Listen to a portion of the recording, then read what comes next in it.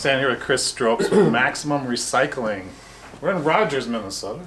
Rogers, Minnesota, 21025 South Diamond Lake Road. Got it. And Chris, to be honest with you, I didn't know what to expect. I've never been to a recycling facility before, but you guys, I'm impressed. You got a lot going on here. We do. We have a lot going on. A lot of customers, a lot of stuff coming in, a lot of stuff going out. Yes. And before we get into the business part of it, I feel like people always like a little backstory. Okay. You know? I don't know if you're expecting this question or not, but can you tell me a little bit about little Chris, where he came from? Oh boy. Now you're texting my memory, because this goes back like 60 some odd years. Oh, okay, so perfect. We'll do what we can. Yeah. So maybe talk about a little bit like your hometown, where you came from, what your childhood was like a little bit, and what took you from little Chris to big Chris. Okay. The CEO of Maximum Recycling. I can do that. All right. Okay. I grew up in St. Louis, Missouri. Yay, Cardinals. Nice. When I was in high school, after high school, I'm trying to go back. After high school and college, I worked in retail. Okay. In retail, that was a lot of service. This is the beginning of what brought me up here. Yeah. This is service area. Okay. From college, I maintained the service area. I was in retail. I went all the way through college with that. It allowed me to get 3 degrees. I got philosophy, psychology, and a master's in urban strategic analysis. Interesting choices. Very interesting choices. Psychology I wanted to go into. The philosophy kind of fell through there. The urban strategic analysis, it was in the 70s, so everybody was into urban stuff. Okay. So I got from there. Excuse me. After I was there for a while, I decided my entrepreneurial spirit kicked in. At college? After college. Right after college. After college, Okay. and so I opened up a Bass Pro Shop franchise. Really? In St. Louis. You just went for it. I just went for it. I just went bam. No Kool-Aid stand for you. No Kool-Aid stand. Went from service to owning a Bass Pro Shop. Okay. I mean, that's a big jump. With a major in philosophy. A major in strategic analysis. Okay, got it. Psychology and philosophy. Psychology and philosophy helped because of the service and the sales. Yeah. Cool. It really did. I liked it a lot. I bet it did. We went. I was in this. I opened that up. So okay, yes. why Bass Pro Shop? Were you I'm an avid fisherman. I was a semi-pro fisherman. Really? In Missouri, we have Table Rock, Lake of the Ozark. We have like a ton of lakes you can fish in. And bass fishing is I just loved it. Still? How about still? Do you still? No, I haven't fished in like 15 years. Okay. So I gave that up. That's done. So and where's this Bass Pro Shop that you opened up? It was in St. Louis. St. Louis. Okay. All right. From St. Louis, I stayed there for a while. My wife at the time got a promotion from St. Louis up to Minnesota. This was in 1984. Okay. So I moved. We closed the shop down. Wow. I was really hurt when it did. I closed the shop down, came up to Minnesota, Okay. and with her father, my father-in-law, got me into recycling. When you got here to When Minnesota. I got to Minnesota. Did he have his own recycling? He had his own company, which Okay. did a lot of junk batteries. And we also dealt with printing companies. Yeah, you spoke a little bit about that. Yes. You guys went from junkyard to junkyard. We went from junkyard to junkyard. I knew everybody around the area in Minnesota, Wisconsin, North South Dakota, and even northern Iowa. Are you familiar? I know it's a long shot. My very first job was at a junkyard. Okay, which one? French Lake Auto Parts. I know Frenchie. Yeah? Oh, we used to deal with Frenchie all the time. He's still out there doing it. Yeah. Oh, he's one of the The old. Nolan boys. He's one of the old timers. Yeah. He's like me. I'm an old timer in the scrap business. You find this interesting too. So my first job was they had a mountain of engines. Okay. Okay. My job, I was 15, drive to work illegally. My parents Of were course. okay with that. Of course. Right? Back roads. And my job was to wrestle an engine off the pile, take off the transmission, the starter, the alternator. They all had different piles. Anything worth money. And guess what they were going to do with it? Probably recycle them, right? Exactly. Yeah. That's what Frenchie does. Now, Frenchie's French Lake Auto, that's a junkyard. Yeah. And the reason we call it a junkyard is because they take junk cars. That's Yep. how it started. It's junk cars, junkyard. Yep. And so when they would take a junk car, they would do exactly that. Take the motor out, Yeah. We'll take the transmission off of it, take the alternator, take the starter, take everything worthwhile off of it, and then we'll recycle it. Yeah. So that's what we used to go with the batteries. We go there to pick up the batteries. They put it on skids. We pick it up, pay them some I money. might have seen you out there. You probably did, you know. Why didn't you say something to me? Right? Come on. That's kind you of know? rude. Man, I tell you. I got paid $5 an engine, Oh, that was good. and I was head to toe greased by the end of the day. Yeah, but you got a good body though from that. Look at all that. Come Right? on. I still do. Look at that, see? So anyway, I did that from 1984 to 1995 when we closed up the business. My father-in-law passed away, and we just decided I'm going to go a different avenue. Okay. So I went to work for KWA Metals, which was a metal, something similar to this recycling center, something like mine we Yeah. have here. Yeah. I was excuse me, I was a sales rep for them. I would go out to new accounts and get material for them. Do you have somebody like that for you? Me. That's you. That's All me. right. I do that. I have 12, this is one of that 12 hats that I have. Okay. I got 11 other hats. So I went to KWA, I did that from 95 to 98. They sold out to Alliance Steel. Alliance Steel, I did that for a little bit, but as I explained to you before, my entrepreneurial spirit didn't allow me to do everything that the owner of Alliance Steel wanted to do at the time. Sure. But he, being a very intelligent man, let me do what I wanted to do, which was develop a non-ferrous area. They had a small one, and I wanted to make it bigger and bigger and bigger, and we did. We increased the size by probably 75%. So you're getting a little scientific on me. Okay, I'm Non-ferrous, sorry. non-magnetic? Non-magnetic, Okay. exactly. So if your magnet doesn't stick, It's either stainless steel or that copper goes over aluminum. there. It goes Okay. different. So that was my job. I did that. okay. He didn't like it until the second year when he saw the profits go up. He said, "This is pretty good." Okay. So he allowed me to keep going and Okay. doing that. So I did that until 2006, when his son came over and worked and took over, bought the business from him, and he and I didn't see eye to eye. He didn't kind of like my spirit, Oh, so I moved The son. on. I moved on. okay. I got my black belt in Six Sigma, which is yeah. Sounds dangerous. It's very no, it's not. It's not that what you think. It's a hypothetical analysis company where you can analyze different ways to process things, and Okay. it's very strategic. Okay. So I went from there to a dental supply company, and the dental supply company I was the COO. I was the chief operating Dental officer. supply, that's kind of a change. It's a very much of a change. Yeah. Okay, but they liked the idea of me going in and just taking over because they had no idea. They were marketing ethereal people way up here. Okay. They wanted a grunt, Okay. and so I was a grunt. So I came in there, I changed their whole operation around, made it extremely efficient, Nice. and they went bankrupt. So You had nothing to do with I it. had nothing to do. My everything I said I was going to do, I did. They just went. They and the bank didn't see eye to eye, so they just closed it Was up. that a surprise to you? You were there at the time? It or- was not a surprise to me because I could see what was coming on. You've seen the Yeah, house of cards falling. yeah, the owners of the company, they're still good friends of mine. I talk to them all the time. They're really good. My wife cuts one of the You owners' should hair. hire so- them. They're probably looking for a job.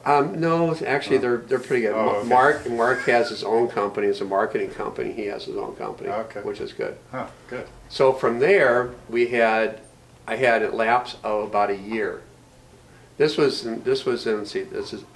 2006, when the job market was horrible. In 2006, I was in my 50s, late 50s, and nobody was hiring somebody my age. Sure. Even with all my credentials, it didn't make any difference because they could hire somebody a lot cheaper, younger. Yeah. So this one guy came to me, a friend of a friend came to me and said, "Hey, you want to start a recycling business?" I said, "Sure, I'll give it a shot." So we started it in 2007. Okay, excuse me, from 2007 we collected primarily electronic scrap because the margin of electronics is much bigger than in metals. Okay. Okay, so Yeah. we did electronic scrap. We did that for 3 years, but the process of what he wanted to accomplish, which was basically sit behind his desk and look at the stock market and have me do everything else, didn't work. That is the the kiss of death with partnerships, I think. Oh, it is. It's I definitely. see it all the time. Two people think it's a great idea to start a business, Yep. and one guy's out there busting his hump, Yep. the other guy's out golfing, That's exactly. and they think they should share the profits 50-50. Well, yeah, exactly, and that's what he did. And he kept saying, the thing that hurt me is that the month before I gave my resignation to him, we had moved into a 10,000 square foot area, which was perfect for us. And we had the business coming in, we had electronics coming in, we had metals coming in, we had dealers and everything coming in. He was outside in the warehouse and said, "This is my warehouse, this is really good." And when he said that, he said it next to a friend of mine, and that was a kiss of death for me. I said, "That's it, I'm done." This is his. This You have is- nothing to do with I had it. nothing to do with it. I didn't build it, I did absolutely nothing, he did it all. Terrible. It's horrible. So I don't talk to him, obviously. Yeah. So I wouldn't at, either. You know, at that point in time, you don't know him, but that's okay. But don't talk to him if he calls you. I won't. Okay. At that point in time, we were dealing with another company that did electronics, and they were looking to expand into the metal portion. Okay. So it was a normal feed or flow for me to go into that with them. Okay. So I went from owning my own company to working with this other company, Right. but they kind of gave me carte blanche on what to do. Yeah. So I grew that from 2010 to 2014 for 4 years. Okay. After the 4th year, they came to me and they said, "We're closing your division because it's not profitable enough for us." Oh, jeez. Okay? Yep. But here's the caveat. Ready? A month before they did that, I was looking for a spot to open up my own business. Oh. Kind of felt something coming. I felt something coming, okay? The universe is looking down on us. It really Yeah, will. Yeah. Okay, Trust so your intuition, right? yeah, so I opened up my own business. I went down here, opened my own business, and it's grown for six plus years. We started our 8th year, June 1st. All right. So this 8 years of business here, but you've been in the industry of recycling for a long time. Since 1984. Wow. So it's 16, so it's 37 years. Good for you. I can't see anything else to do. I've tried something else. It didn't work. The service area for me is really important. I've been doing service from, like I said, from the very beginning when I was in college in retail. Yeah. I did it, I did it every place where I've been. This is strictly just service. We service, we fulfill people's needs in here. The need is to recycle material. Yeah. We recycle 98% of the stuff that comes in. 98%. Yeah, the stuff we can't recycle obviously is the dirt, okay? Yeah. But we can't recycle, plastic is a non-existing thing, we can't recycle that, okay? We recycle everything else, Okay. Okay. so those are the Nice. 2%. So a couple, go a ahead. couple of things I found interesting about your story is that it had to take a lot of courage for yourself to be, I don't know, I think you said you were 55 when you started Let's this see, business? let's go backwards, okay? Let's see, when I started this business, I was Yeah. 62. Wow, right? 62 years How old. many 62-year-olds out there do you know, excuse my French, have the balls Uh-huh. to put it on the line? I'm like, I'm going for it. Well, You know what I mean? here's a really important thing, okay? I've done this for my whole entire life, Mhm. okay? I've had, this will be my 3rd business that I've owned and operated and run. And it's actually, everyone has been successful. My wife, we've been married 25 years. My wife, Congratulations. yeah, thank you. My wife has a hairstylist. She's been in the business for 44 years. Wow. She has a clientele out 3 months for people coming. Her she's service, got it her right. service is phenomenal, and she's Nice. really good at it. But she also, when we talk a lot, and the communication is great, we talk a lot about what we've done and what everything else. And when it came to the other company saying, "We're letting you go," and prior to that saying, "Let's open up a business," she says, "Why not?" She says, "You got the experience, you've got this, we got the collateral, let's go for it." Because she and I, neither one of us think of ourselves in ages. We think of ourselves in what we possibly can do. Right. So Good age is nothing to both of us. Yeah. Yeah, it sounds to me, you have a lot of pride. Both you and your wife have that in common. Have a lot of pride in quality. Yes. And doing a good job. Yes. which I find harder and harder to come by nowadays. Oh, it seems absolutely. like there's too many people, and it doesn't matter the profession. It can be a doctor, a lawyer, anybody. They're just half-assing it, collecting a paycheck. That's a good point, because if you look at, I look at when I go to the doctor, if I go to the newer doctors, which just got a med school and they've been out for 5 years, or if I go to an older doctor that's been out there for longer, like our age, my age, you're still too young. My age. Older than you think I am. Okay, fine. But if we look at those people, I would rather go to an older doctor than a younger one, because like you said, the younger ones, they want you to get in and out. It's like a really quick in and out, and that's done. And what we take that, I take that aspect, and so does my wife, is we talk to the people, we service the people, we give them what they want, and time is not a factor. Yeah. I mean, you do what you have to do. Yeah. We serve with the people that come in here. It's 15 to 20 minutes on an average. Okay. If they got a lot more stuff, it may take a little bit longer. But we Sure. usually have 3 people or 2 people working on the scale and paying the people, and another person working out on the truck trying to get the stuff done. Yeah. So the younger people, I totally agree. Plus the fact, here, I'll throw another thing into you. Younger people, 30 and under, don't want to work. True. I've had advertisements in the paper for people. I've gone to Rogers High School to have people doing their work study to come here and help tear stuff apart. I mean, we have stuff to tear apart here. That'd be fun for kids. It would be dynamite. It'd be Right. fun for you to come up here and just take your aggression out. It's therapy. Yeah. Now, I'm a psychologist, so I can tell you. Yeah. To do that, nobody wants to do it. Huh. Nobody Strange. wants to get there. They'd rather sit there on their phones and do this.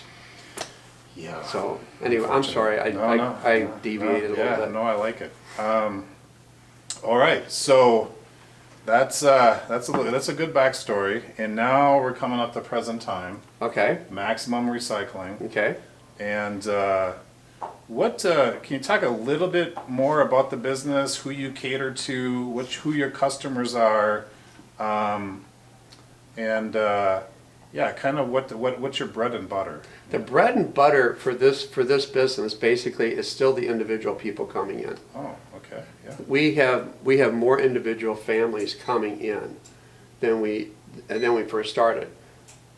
Excuse me. I wanted to cater to primarily to larger people, larger truck corporations, whatever. I wanted to do that, contractor stuff. It didn't work that way. When we opened up the doors, we had the plumbers, we had the electricians, we had the HVAC people, we had the demo people, but we had almost 5 to 1 Joe coming in, Grandma coming in, bringing cans in, bringing that in. Yeah. Those are the people we really wanted to cater to, because those people talk to their families, they talk to their friends, and it's free advertisement. Right. So that's why the people I wanted to get into that. Sure. I'm not disagreeing. I do like the plumbers. I like the other people coming in. Yeah. I really like them because they do the same thing. Sure. If you get a plumber coming in, he'll talk to his other plumbers about, I brought this stuff over to Maximum and got a lot of money for this. Yeah. They treated me really nice. You don't have to go downtown anymore and waste an hour and a half of your time. You can just come up right here, and they're pretty close. Okay. So my business was built on the fact if I wanted to go to large corporations and do that. It didn't work that way. That's my business plan, so we switched it to catering to the people that came in and made it right that way. Okay. And it worked out. It's working out just great. So, let's say I live in Maple Grove. Okay. And I just cleaned up my garage. Okay. And I got some old gutters. Okay. That I want to get rid of. Okay. They're aluminum, right? Right. There's some steel also, but most of them are aluminum. Okay. I throw them in the back of my truck. Do I just pull around back here, and can you kind of take me through that process? Sure. What you do is you pull. First of all, if it's your first time here, you're going to call me. Okay. You're going to say, "Do you take gutters? What is the price on it?" Okay, this is the price on it. Does that change every day, by the way, or every week, or month? We get a new price list about every 4 or 5 days, and I check the market on it. Okay.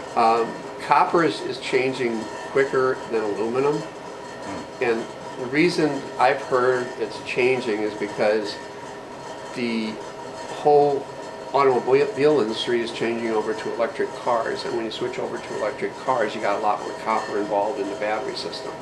Okay. So because of the battery system, copper is going to increase a little bit. Interesting. So that's just a side thing. Elon Musk's fault. Yes, it's Musk's fault. You know, the Tesla. You know, blame it on him if you have to. The copper's going up because of Elon. I sent him a note about this. I'm sure. He did. I'm sure. Yeah. Anyway, so you give me a call. I tell you where we're at. You ask me the address, 21025 South Diamond Lake Road. I'll say that again. You say, where do I go? We just pull around to the back. And when you pull around to the back, we'll tell you where to park your truck. Yep. Okay. One of our guys will go out and either get a bin, if you got a lot of them, or a pallet, and you'll load them up. Oh, that's nice. The reason That's a good touch. the reason we asked you to load them up is just because of the pandemic. Okay. Okay, we don't know what's going on there, so we asked you to load them up. Okay. We'll take them inside, put them on the scale, and we'll unload them and weigh them up. If we do all that, we'll put them where they'll be processed.